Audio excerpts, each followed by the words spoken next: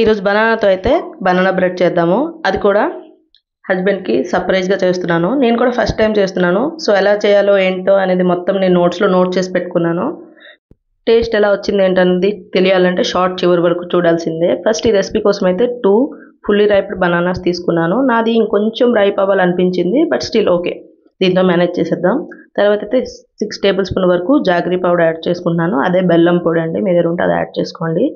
అట్లనే half cup వరకు butter add చేసుకొని జాగరీ పౌడర్ అనేది మొత్తం మెల్ట్ అయ్యే వరకు మంచిగా కలిపేసుకోవాలి.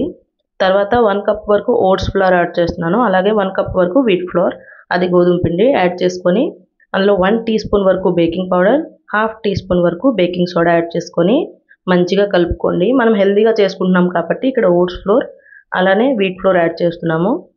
దీని కన్సిస్టెన్సీ అడ్జస్ట్ చేయడం కోసం మనం హాఫ్ కప్ వరకు మిల్క్ యాడ్ చేసుకుంటున్నాము. మీరు హాఫ్ కప్ మిల్క్తో మీకు కన్సిస్టెన్సీ అడ్జస్ట్ అవ్వకపోతే ఇంకా 2 to 3 table spoon extra milk కూడా యాడ్ చేసుకొని కన్సిస్టెన్సీ అనేది కొంచెం థిక్గా ఉండేలా చూడండి. కేక్ బ్యాటర్ కన్నా కొంచెం థిక్గా ఉండాలి.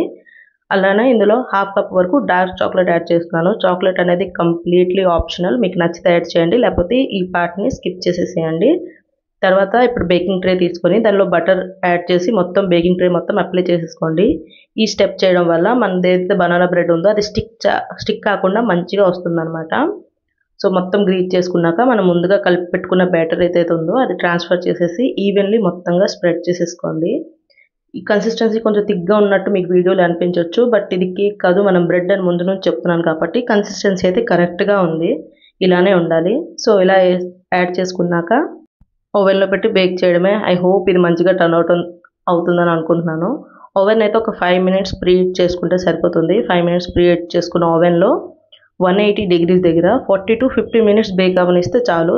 పర్ఫెక్ట్లీగా బేక్ అవుతుంది. ఇంకా లేదు మీకు డౌట్ ఉందంటే ఇంకొక 5 మినిట్స్ ఎక్స్ట్రా బేక్ చేయండి. నాదైతే 45 మినిట్స్ to 50 మినిట్స్ లోపల మంచిగా బేక్ అయింది. చూసారు కదా, డబుల్ సైజ్ అయిందనమాట. హాఫ్కి మనం బ్యాటర్ వేస్తే ఫుల్గా కేక్ ప్రిపేర్ అయింది. నేనైతే చాలా ఎక్సైటెడ్గా ఉన్నాను. సో అది కంప్లీట్గా కూల్ డౌన్ అయ్యాక ట్రాన్స్ఫర్ చేసుకోవడమే. చూసారా, బటర్ గ్రీజ్ చేసుకోవడం వల్ల ఈజీగా డిమోల్డ్ అయిపోయింది. సో ఇదేదో తన రియాక్షన్ అనమాట. దీనికన్నా ఎక్స్ట్రా రియాక్షన్ ఏం చూడొద్దు. He was so happy. And taste విషయంకి వస్తే కంప్లీట్లీ వర్త్ ఇట్ అనమాట. హెల్దీ ప్లస్ అలాగే టేస్టీ కూడా ఉంది. ఎవరైనా ఎప్పుడైనా ట్రై చేయాలనుకుంటే తప్పకుండా ట్రై చేయండి. చాలా స్పాంజీగా, చాలా సాఫ్ట్గా, మధ్య మధ్యలో చాక్లెట్ కూడా వేసాం కదా, సో చాక్లెట్ ఫ్లేవర్ కూడా తెలుస్తూ చాలా యమ్మీగా ఉంది. బనానా అంటే ఎవరికి ఇష్టం ఉండదో వాళ్ళకి కూడా ట్రై చేసి పెట్టినా చాలా ఇష్టంగా తింటారు. అండ్ మీకు ఈ షార్ట్ యూస్ఫుల్ అనిపిస్తే తప్పకుండా షార్ట్ని లైక్ చేసి ఛానల్ సబ్స్క్రైబ్ చేసుకోండి. అండ్ చివరి వరకు చూసినందుకు థ్యాంక్ యూ. బాయ్.